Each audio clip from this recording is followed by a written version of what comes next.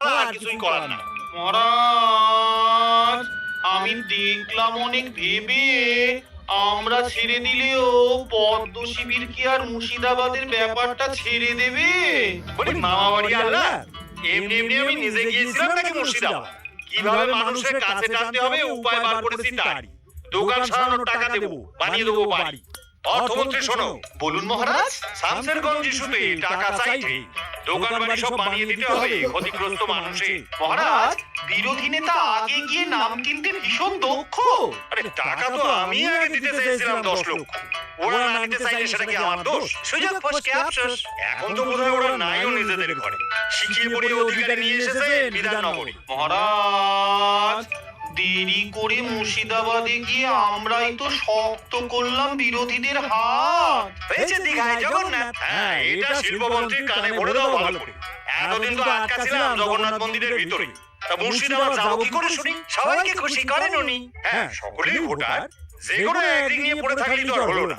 শিল্পমন্ত্রী, এখন তুমি আর একটাও কথা বলো না। মিডিয়ায় তো মুখ খোলে না, একেবারেই তাই। আমার সিদ্ধান্তের উপরে কথা বলার অধিকার কারো নাই।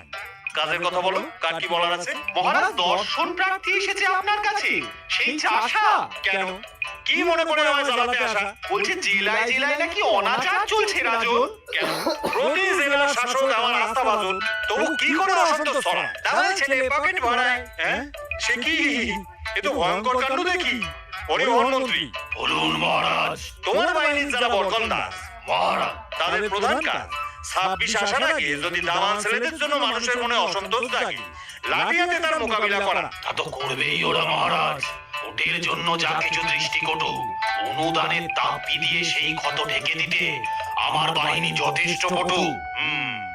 রাজ্যের কোথাও হানাহানি দর্শনী, ভোটের আগে মামাটি মানুষের মনে সন্দেহের উদয় মোটে বাঞ্ছনীয় নয়। ঠিক কিনা? ঠিক। জোরে বলো, ঠিক কিনা? ঠিক। পরিবহন মন্ত্রী, তা তোমার বাহিনীর যে এত টাকা ব্যয় করে আমি পুষি, তাদের কাজে আমি বড় খুশি। তুমি ধন্য। মহারাজ, আমি নগণ্য, আপনার আশীর্বাদ, আপনি সবই। সভাকবি শাহেনশা, প্রভু জগন্নাথের লীলা নিয়ে তো তোমার প্রচুর জ্ঞান, তাই না? মহারাজ, আমি নিজে বলতে চাই না, বচন লিখতে হবে, রাজবচন। সীমান্ত সুরক্ষার বিষয়ে কেন্দ্রকে সমর্থন করে এক, মুর্শিদাবাদের ক্ষতিপূরণ নিয়ে এক, আর দীঘা সাংস্কৃতিক বিপ্লব নিয়ে এক। শিক্ষামন্ত্রী বলো। কি বলবো মহারাজ, সরকার যে চাকরি প্রার্থীদের যন্ত্রণা বড় দাদার মতো সামলায়, এবারে সেটা বলতে হবে তো ওই নিয়োগ মামলায়। মহারাজ, যোগ্য প্রার্থীরা বলছে সরকার নাকি সর্বোচ্চ ন্যায়ালয়ে গিয়ে তাদের সঙ্গে করেছে বিশ্বাসঘাতকতা। উমা, সে কি কথা? কে যোগ্য প্রার্থী? যোগ্য অযোগ্যের বিচার করে কে? নাম জানো না তো? যার নাম নাই তাদের অভিযোগের দাম নাই। শোনো শোনো সবাই, যোগ্য অযোগ্যের বিচার করেন হিরোক্রাস। মহারাজ, স্কুলের পঠন পাঠন ডিসেম্বর পর্যন্ত চালানোই এখন প্রধান কাজ। হ্যাঁ, এই মামলা দেখেই লোকে পায়জা নোটের চাকরি হারার জন্য চিন্তা করেন কত রাজনীতি হতে পারে চাকরি প্রার্থীদের দ্বারা। সে কি রাজন, খবরে তো সেরকমই দেখি। ওই নিয়োগের সম্পূর্ণ সমাধান না হলে 26-এর ভোট হতেই দেবে না, এমনটাই চাকরি প্রার্থীদের দাবি নিতে হতে পারে চাকরি প্রার্থীদের দ্বারা। সে কি রাজন, খবরে তো সেরকমই দেখি। ওই নিয়োগের সম্পূর্ণ সমাধান না হলে 26-এর ভোট হতেই দেবে না, এমনটাই চাকরি প্রার্থীদের দাবি। কোথা থেকে এতটা সাহস পায় শুধু ভাবি। আগে ওই রবি শুক্র বুধ এই 3 গ্রহ কি নতুন করে অবস্থান, ধর্মঘট, ক্যাডার ক্ষয়? তা নয়, তবে সে কি আবার দখল হবে? বলে ফেলো, ভয় নাই, আগে চেয়ার ছাটাই। সেটাই তো চাই, কিন্তু কার? ওই যুব সমাজের সবচেয়ে বড় শত্রু যে তার। এই দীঘার জগন্নাথ মন্দির থেকে নিয়ে আসা হেলে দাও জ্যোতিষী, কিন্তু একটু বসে চুপ করে। ওদের রাজা আসছে দরবারের ভিতরে। আসুন আসুন রাজামশাই, দরবারে স্বাগত জানাই। ওহে রাজা, টুটি দিয়ে ভালো সাজা আছে জানা, ক্ষতিপূরণের ঘুম আজকে ভেঙেছে ঘুম, আল্লাদে আটখানা আটখানা আটখানা। রাজের পেয়াদার হাতে এখন পুরো মুর্শিদাবাদ শান্ত। আপনি দেখতে পান না পদ্মপুরের চক্রান্ত? দীঘাতে যে ধুমধাম ভাবছো, কামালে নাম টেনে এনে তুলনা, মন্দিরে ভোট বাড়ে হিসেব চলে না রে, অযোধ্যা ভুলো না। উড়িষ্যার হিংসা দেখেছেন চোখে? আমাদের জগন্নাথ মন্দির থেকে চারিদিকে ধন্য ধন্য করছে লোকে, আর বলে কিনা আমি নিম কাঠ চুরি করেছি। লোককে দেখাতে চাও স্বভাবটা বদলাও, রাশি রাশি ঢালো টাকা, এদিকে লোক ঠকিয়ে দিচ্ছ না, জড়িয়ে বলছো পকেট ফাঁকা, সব ফাঁকা, সব ফাঁকা, সব ফাঁকা। বাহ, আপনার তো অভিযোগের শেষ নাই।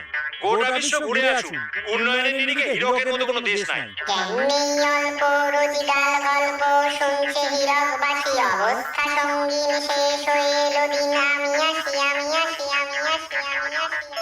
হায়, ওরা ভুতুরে মনে এই ছিল, মাথা যন্ত্রণা 3 গুণ বাড়িয়ে দিল। যাই হোক, আমার এই উন্নয়ন থেকে বিরত করবে কি করে? বাইরে কান্নাকাটি না করে চাষাবুষো এসো ঘরের ভিতরে। এসো হে চাষি, নিজের চোখেই তো দেখলো মুর্শিদাবাদবাসী, আমি তোমাদের কত ভালোবাসি। মহারাজ, রোগী মরার পর তো ওষুধ দিলেন, আগুন জ্বলার সময় কোথায় ছিলেন? তোমরা তো রাজ্যের উন্নয়ন চাও না, বলি সরকার থেকে ঘোষিত ক্ষতিপূরণ পাও না? আমরা ক্ষতিপূরণ চাই না রাজা মশাই, আমরা বিচার চাই। সভাকবি হয়েছে রচনা, শেষ জাহাপনা, তাহলে তুমি করো তোমার কাজ।